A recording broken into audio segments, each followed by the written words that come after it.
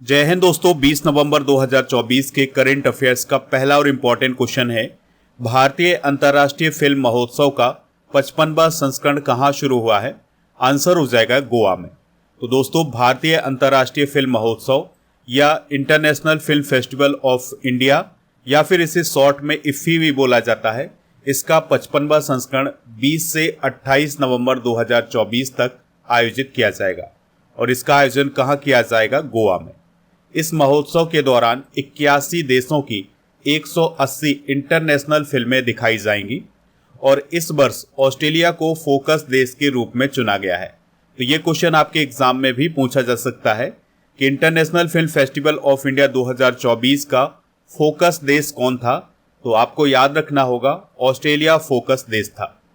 आशुतोष गोवारिकर को अंतर्राष्ट्रीय जूरी का अध्यक्ष अभी हाल ही में नियुक्त किया गया है।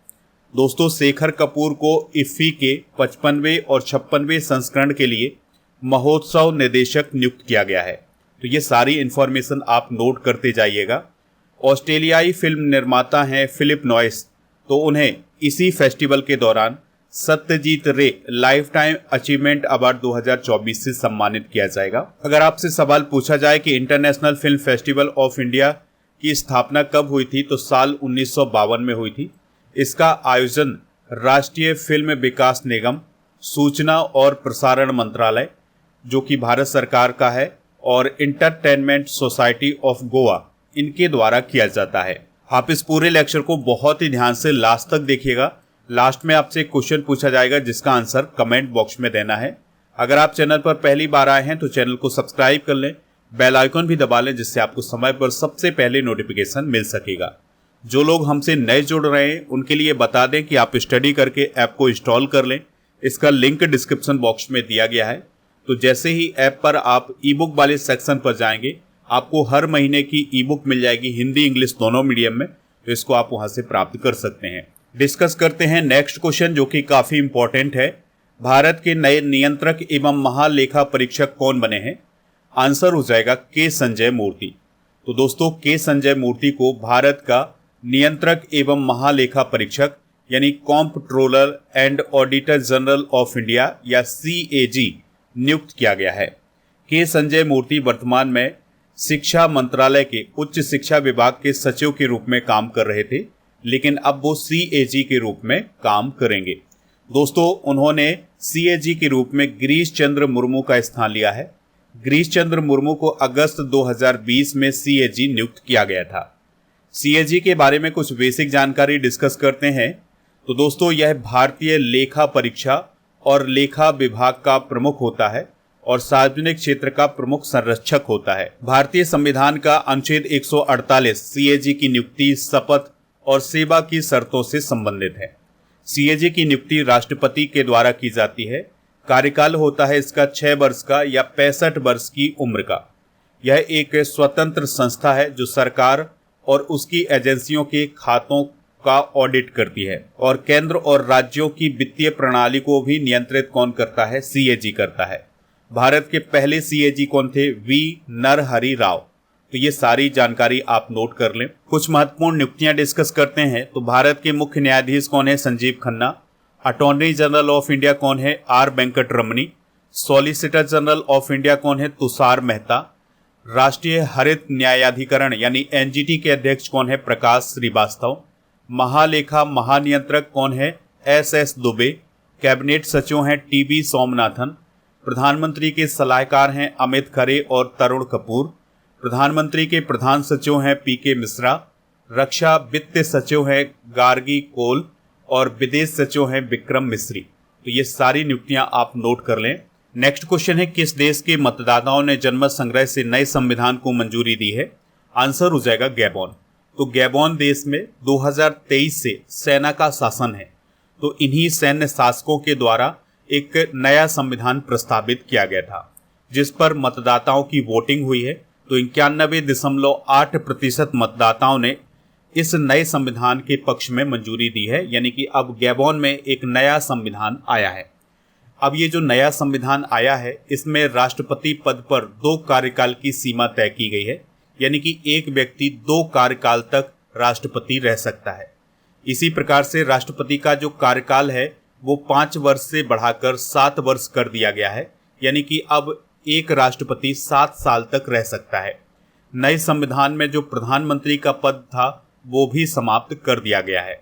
आपको याद रखना है कि गैबोन देश में अगस्त 2023 में तख्ता पलट किया गया था, यानी कि वहां के राष्ट्रपति को हटा करके सेना ने उस देश की कमान अपने हाथों में ले ली थी। गैबोन की अगर हम बात करें तो यह पश्चिमी अफ्रीका महाद्वीप में स्थित एक देश है। तो ये अफ्रीका कॉन्टिनेंट है और यहाँ पर स्थित है गैबोन। और इसकी जो कैपिटल है वो क्या है, लिब्रेविले। यहाँ के अंतरिम राष्ट्रपति हैं ब्राइस ओलीगुई। और गैबोन के जो मूल निवासी होते हैं इन्हें पिग्मी कहा जाता है और आधिकारिक भाषा है फ्रेंच।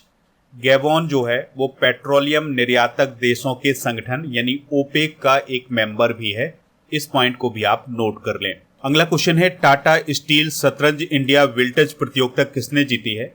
आंसर हो जाएगा मैग्नस कार्लसन।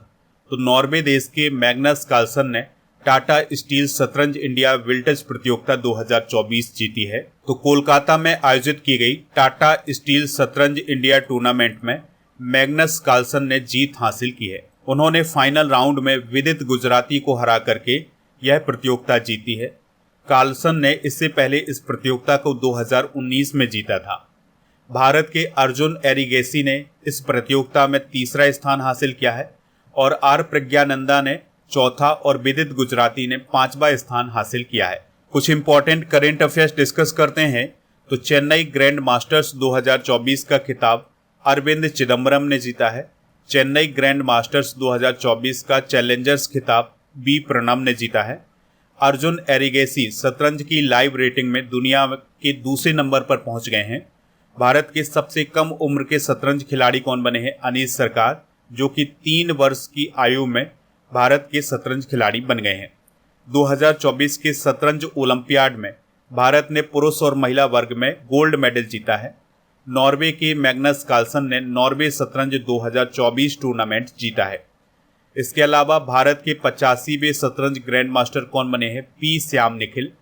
फिडे कैंडिडेट में जीत हासिल करने वाले दूसरे भारतीय कौन बने हैं? गोकेश डी। और पहले कौन है? विश्वनाथन आनंद। 61वीं राष्ट्रीय शतरंज चैंपियनशिप कार्तिक वेंकट रमन ने जीती है। वर्तमान विश्व शतरंज चैंपियन कौन है? डिंग लेरेन, जो कि चाइना के हैं। अगला क्वेश्चन है, हाल ही में किस राज्य ने आर्टिफिशियल इंटेलिजेंस सलाहकार परिषद की स्थापना की है? आंसर हो जाएगा तेलंगाना। तो दोस्तों, तेलंगाना सरकार ने तेलंगाना आर्टिफिशियल इंटेलिजेंस सलाहकार परिषद की स्थापना की है। तो इसका उद्देश्य ये होगा कि आर्टिफिशियल इंटेलिजेंस से जुड़ी हुई जो नीतियां हैं या जो मुद्दे हैं उन पर ये सरकार को सलाह देगी। इससे पहले सितंबर 2024 में तेलंगाना सरकार ने हैदराबाद के निकट 200 एकड़ में आर्टिफिशियल इंटेलिजेंस सिटी बनाने की घोषणा की थी। ठीक है, तो ये इन्फॉर्मेशन आप नोट कर लें। चलिए कुछ और इम्पॉर्टेंट करेंट अफेयर्स डिस्कस करते हैं। तो आर्टिफिशियल इंटेलिजेंस से संचालित यातायात प्रबंधन प्रणाली शुरू करने वाला भारत का पहला स्टेट कौन है? सिक्किम। यातायात नियंत्रण के लिए रोबोट का उपयोग करने वाला पहला शहर कौन है? इंदौर। और दुनिया की पहली एआई सीईओ कौन है? मिका। दुनिया का पहला एआई इंजीनियर कौन है? Devin AI. अमेरिका ने एआई जनरेटेड रोबोकॉल पर अभी हाल ही में बैन लगाया है। अभी हाल ही में नासा ने डेविड सल्बागनी को पहला एआई चीफ ऑफिसर नियुक्त किया है। जैन एआई इनोवेशन में भारत 5वें स्थान पर है और चाइना पहले स्थान पर है। भारत के पहले सरकारी एआई एंकर कृष और भूमि की शुरुआत डीडी किसान ने की है। स्कूली पाठ्यक्रम में कृत्रिम बुद्धिमत्ता यानी एआई को शामिल करने वाला राज्य कौन है? केरल। अगला क्वेश्चन है, हाल ही में इंटरपोल के नए महासचिव के रूप में किसे चुना गया है? आंसर हो जाएगा बालदेसी उर्किजा। तो दोस्तों, इंटरपोल की आम सभा में अभी हाल ही में ब्राजील के वाल्डेसी उर्किजा को इंटरपोल का महासचिव नियुक्त किया गया है। ठीक है, तो वाल्डेसी उर्किजा का संबंध किस देश से है? ब्राजील देश से है। उनका जो कार्यकाल होगा वो 5 वर्ष का कार्यकाल होगा। इंटरपोल का जो महासचिव होता है वो इंटरपोल संगठन का मुख्य अधिकारी होता है। इस पॉइंट को भी आप नोट कर लें। इंटरपोल को अंतर्राष्ट्रीय आपराधिक पुलिस संगठन भी बोला जाता है।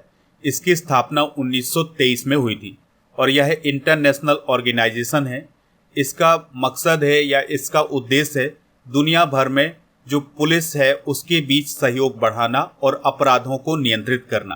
दोस्तों इसके मेंबर कितने हैं? 196 और इसका मुख्यालय है फ्रांस के लियोन शहर में। तो ये सारी इंफॉर्मेशन आप नोट कर लें। कुछ महत्वपूर्ण नियुक्तियां डिस्कस करते हैं, जैसे Karoline Leavitt white house press सचिव बनी है। व्हाइट हाउस जो है वो अमेरिका का राष्ट्रपति भवन है, इस पॉइंट को भी आप याद रखिएगा। तुलसी गब्बार्ड अमेरिकी राष्ट्रीय खुफिया निदेशक बनी है। नवीन राम गुलाम मॉरिशस के पीएम बने हैं। शिगेरू इशिबा जापान के 103वें प्रधानमंत्री बने हैं। एलेक्स डिडियर फिल्स एम हैती के पीएम बने हैं। तैयब इकराम अंतर्राष्ट्रीय हॉकी महासंघ के अध्यक्ष बने हैं और क्वान हाई ली विश्व नौकायन के अध्यक्ष बने हैं और मेया सैंडो मोल्दोवा की राष्ट्रपति बनी है। अगला क्वेश्चन है, प्रधानमंत्री नरेंद्र मोदी किस दक्षिण अमेरिकी देश की यात्रा करने वाले पहले प्रधानमंत्री बने हैं? आंसर हो जाएगा इसका गुआना। तो देखिए दोस्तों, अभी प्रधानमंत्री मोदी जी 3 देशों की यात्रा पर गए थे। तो उनकी जो ये यात्रा थी ये 5 दिनों की यात्रा थी। सबसे पहले वो नाइजीरिया गए, फिर इसके बाद ब्राज़ील और फिर अब कहाँ गए हैं? गुआना गए हैं। तो वो गुआना जाने वाले भारत के पहले प्रधानमंत्री बन गए हैं। तो दोस्तों 56 वर्षों में प्रधानमंत्री नरेंद्र मोदी गुआना की यात्रा करने वाले पहले भारतीय प्रधानमंत्री बन गए हैं। गुआना को यूनाइटेड किंगडम के द्वारा 26 मई 1966 को आज़ादी मिली थी। और आपको याद रखना है कि ये जो गुआना देश है यहाँ पर भी भारतीय मूल के लोग रहते हैं, यानी कि काफ़ी अधिक संख्या में यहाँ पर भारतीय मूल के लोग रहते हैं। राजधानी क्या है इसकी? George town. और गुआना डॉलर यहाँ की करेंसी है। गुआना का मतलब होता है पानी की भूमि। और वर्तमान राष्ट्रपति कौन है? इरफान अली। ठीक है, तो ये जानकारी आप नोट कर लें। कुछ और इम्पोर्टेंट करेंट अफेयर्स डिस्कस करते हैं। तो प्रधानमंत्री मोदी ब्रुनेई का दौरा करने वाले पहले भारतीय प्रधानमंत्री हैं। तो अभी ब्रुनेई की यात्रा पर गए थे पीएम मोदी जी। हाल ही में पीएम मोदी 45 साल बाद पोलैंड की यात्रा करने वाले प्रधानमंत्री बने हैं। मॉरिटानिया की यात्रा करने वाली पहली भारतीय राष्ट्रपति कौन बनी है? द्रौपदी मुर्मू जी। हाल ही में द्रौपदी मुर्मू जी ने अल्जीरिया की यात्रा की थी और वो अल्जीरिया की यात्रा करने वाली पहली भारतीय राष्ट्रपति हैं। अगला क्वेश्चन है, चौथी राष्ट्रीय फिन स्विमिंग चैंपियनशिप 2024 किसने जीती है? आंसर हो जाएगा पश्चिम बंगाल। तो दोस्तों चौथी राष्ट्रीय फिन स्विमिंग चैंपियनशिप 2024 का आयोजन नई दिल्ली में किया गया था और इस चैंपियनशिप में 26 राज्यों और केंद्रशासित प्रदेशों ने हिस्सा लिया था। इस प्रतियोगिता में टीम चैंपियन कौन बना है? पश्चिम बंगाल बना है। ठीक है, यानी पश्चिम बंगाल ने पहला स्थान हासिल किया है। इस प्रतियोगिता का आयोजन under water sports federation of India के द्वारा किया गया था।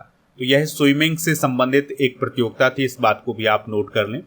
तो पश्चिम बंगाल मेडल टैली में पहले स्थान पर रहा है। इसने 151 मेडल जीते हैं, जिसमें 67 गोल्ड, 43 सिल्वर और 41 ब्रॉन्ज मेडल हैं। दूसरे स्थान पर कर्नाटक, तीसरे पर उत्तराखंड, चौथे स्थान पर हरियाणा रहा है।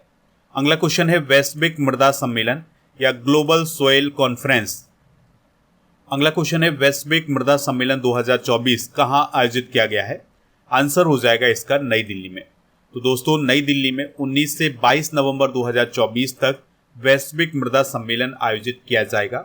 और इस सम्मेलन में जो मृदा वैज्ञानिक होते हैं या सॉइल साइंटिस्ट होते हैं वो शामिल होते हैं। इसके अलावा जो और हितधारक होते हैं वो इसमें शामिल होते हैं। 2024 की थीम क्या है? खाद्य सुरक्षा से परे, मिट्टी की देखभाल, जलवायु परिवर्तन समन और पारिस्थितिकी तंत्र सेवाएं। देखिए 2024 के कुछ प्रमुख सम्मेलन डिस्कस करते हैं, जैसे विंग्स इंडिया 2024 एयर शो का आयोजन बेगमपेट एयरपोर्ट हैदराबाद में किया गया था। विश्व रक्षा शो 2024 का आयोजन रियाद सऊदी अरब में किया गया है। 7वां हिंद महासागर सम्मेलन 2024 पर्थ ऑस्ट्रेलिया में हुआ है। 11वां विश्व सरकार शिखर सम्मेलन संयुक्त अरब अमीरात में हुआ है। रायसीना डायलॉग 2024 का आयोजन नई दिल्ली में हुआ है। मोबाइल वर्ल्ड कांग्रेस 2024 का आयोजन बार्सिलोना स्पेन में हुआ है। 16वां विश्व भविष्य ऊर्जा शिखर सम्मेलन 2024 रॉटरडैम नीदरलैंड में हुआ है और 26वां विश्व ऊर्जा कांग्रेस सम्मेलन 2024 अबू धाबी में हुआ है। विश्व हाइड्रोजन शिखर सम्मेलन और प्रदर्शनी 2024 का आयोजन रॉटरडैम नीदरलैंड में हुआ है। 112वां अंतर्राष्ट्रीय श्रम सम्मेलन 2024 जेनेवा स्विट्जरलैंड में हुआ है। वॉन जलवायु सम्मेलन 2024 का आयोजन वॉन जर्मनी में हुआ है। और 50वां G7 शिखर सम्मेलन 2024 अपुलिया इटली में किया गया है। अगला क्वेश्चन है, विश्व बाल दिवस कब मनाया जाता है? तो हर साल 20 नवंबर को विश्व बाल दिवस मनाया जाता है। तो दोस्तों इसका उद्देश्य है अंतर्राष्ट्रीय सहयोग को बढ़ावा देना और दुनिया भर में बच्चों के बीच जागरूकता बढ़ाना और बच्चों के कल्याण में सुधार करना। दोस्तों 20 नवंबर 1954 को विश्व बाल दिवस की स्थापना की गई थी। तो ये तो बात हुई विश्व बाल दिवस की या यूनिवर्सल चिल्ड्रंस डे की। अभी हाल ही में इंडिया में नेशनल चिल्ड्रंस डे कब मनाया गया है? 14 नवंबर को मनाया गया है। भारत में वीर बाल दिवस कब मनाया जाता है? 26 दिसंबर को मनाया जाता है। अगला क्वेश्चन है, गिरिधर मालवीय किस यूनिवर्सिटी के कुलपति थे जिनका हाल ही में निधन हो गया है? आंसर हो जाएगा बनारस हिंदू यूनिवर्सिटी। तो बनारस में स्थित बनारस हिंदू यूनिवर्सिटी के कुलपति गिरिधर मालवीय का अभी हाल ही में निधन हो गया है। जो बनारस हिंदू विश्वविद्यालय है या BHU है, इसकी स्थापना 1916 में महामना पंडित मदन मोहन मालवीय जी के द्वारा की गई थी। अगला क्वेश्चन है, विश्व शौचालय दिवस 2024 कब मनाया गया है? आंसर हो जाएगा 19 नवंबर को। तो दोस्तों 2023 में पहली बार वर्ल्ड टॉयलेट डे मनाया गया था। 2024 में इसकी थीम क्या है? टॉयलेट, ये प्लेस फॉर पीस। ठीक है, तो इसको आप नोट कर लें। भारत में 19 नवंबर 2024 को विश्व शौचालय दिवस के अवसर पर हमारा शौचालय हमारा सम्मान अभियान भी शुरू किया गया है। अगला क्वेश्चन है, संसद का शीतकालीन सत्र कब से शुरू होगा? आंसर हो जाएगा 25 नवंबर 2024 से।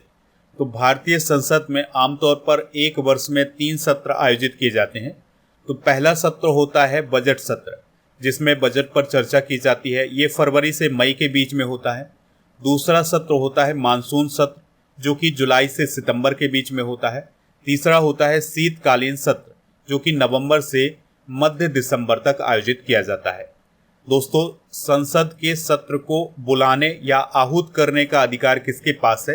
राष्ट्रपति के पास। यानी कि संसद का सत्र कौन बुला सकता है? राष्ट्रपति बुला सकता है। भारतीय संसद के 2 सत्रों के बीच में अधिकतम 6 महीने का अंतराल होता है। अगला क्वेश्चन है, भारत की स्थापित अक्षय ऊर्जा क्षमता मार्च 2026 तक कितनी पहुंच जाएगी?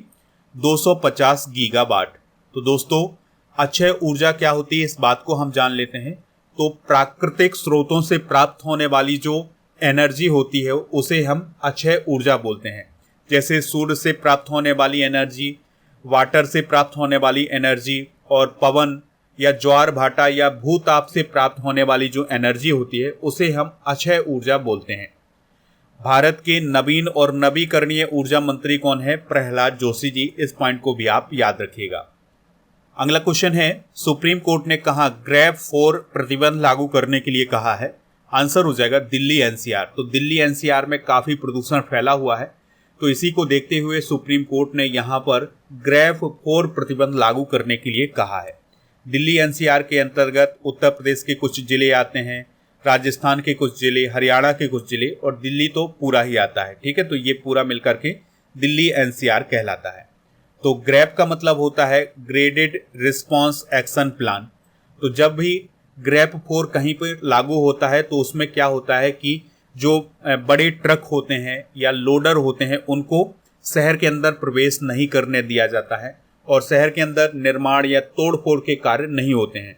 तो ग्रैब 4 में ये गतिविधियां की जाती हैं। तो दोस्तों ये थे आज के करंट अफेयर्स के क्वेश्चन। चलिए अब हम कल के करंट अफेयर्स के क्वेश्चन एक बार रिवाइज करते हैं। G20 शिखर सम्मेलन 2024 का आयोजन किस देश में शुरू हुआ है? ब्राजील। भारत का 56वां टाइगर रिजर्व कौन बना है? गुरु घासीदास तमोर पिंगला। ATP फाइनल 2024 का टाइटल किसने जीता है? Jannik Sinner. भारत के भारी उपग्रह GSAT-20 को कौन लॉन्च करेगा या किसने लॉन्च किया है? SpaceX। हाल ही में तूफान मैन-ई ने किस देश को प्रभावित किया है? फिलीपींस। भारत ने सामाजिक कल्याण कार्यक्रम के लिए किस देश को खाद्यान्न भेजा है? सूरीनाम। विश्व रोगाणुरोधी प्रतिरोध जागरूकता सप्ताह कब से कब तक मनाया जाएगा?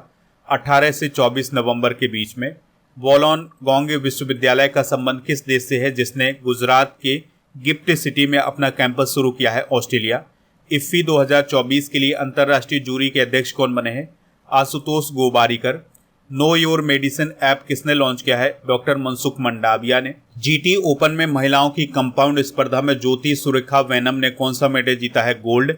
आंध्र क्रिकेट एसोसिएशन द्वारा महिला क्रिकेट संचालन का मेंटर किसे नियुक्त किया गया है? मिताली राज। हरिणी अमर सूर्या किस देश की फिर से पीएम बनी है? श्रीलंका। जापान मास्टर्स 2024 प्रतियोगिता में महिला एकल का खिताब किसने जीता है? अकाने यामागुची ने। हाल ही में किस राज्य सरकार ने इलेक्ट्रिक वाहनों को सड़क और रजिस्ट्रेशन करों पर 100% छूट का ऐलान किया है? तेलंगाना। दोस्तों, आज के जनरल नॉलेज के पिटारे में हम भारत के प्रधानमंत्री और मंत्रिपरिषद से संबंधित कुछ इंपॉर्टेंट फैक्ट डिस्कस करेंगे। तो प्रधानमंत्री बनने के लिए न्यूनतम आयु कितनी है? 25 वर्ष। संसदीय शासन प्रणाली सबसे पहले किस देश में लागू की गई थी? ब्रिटेन।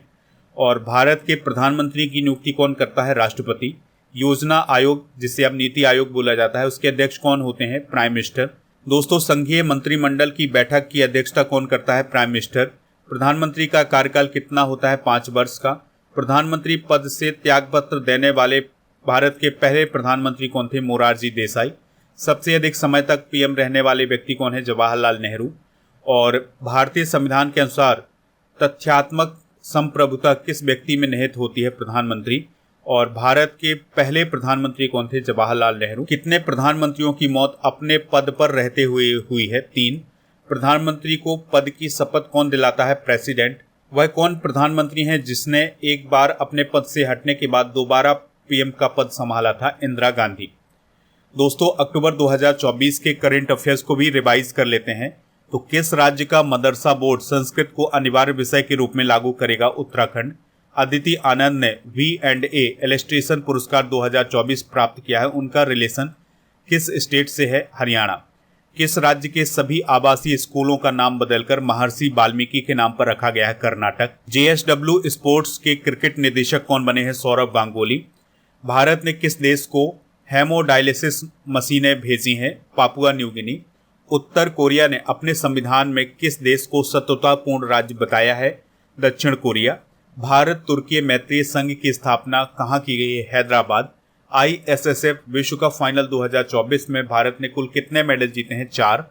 और भारतीय विकास और आर्थिक सहायता योजना के तहत भारत से रुपया ऋण प्राप्त करने वाला दुनिया का पहला देश कौन बना है? मॉरिशस। तो ये सारी इन्फॉर्मेशन आप नोट कर लें। दोस्तों, कल के करंट अफेयर्स में आपसे पूछा गया था कि जेनेक सिनर का संबंध किस देश से है? तो उनका संबंध इटली से है। तो लगभग सभी लोगों ने इसका आंसर इटली बताया हुआ है। आज का क्वेश्चन है, अंतर्राष्ट्रीय फिल्म महोत्सव का पहला संस्करण कब हुआ था? तो जो भी इसका राइट आंसर हो कमेंट बॉक्स में जरूर बताएं।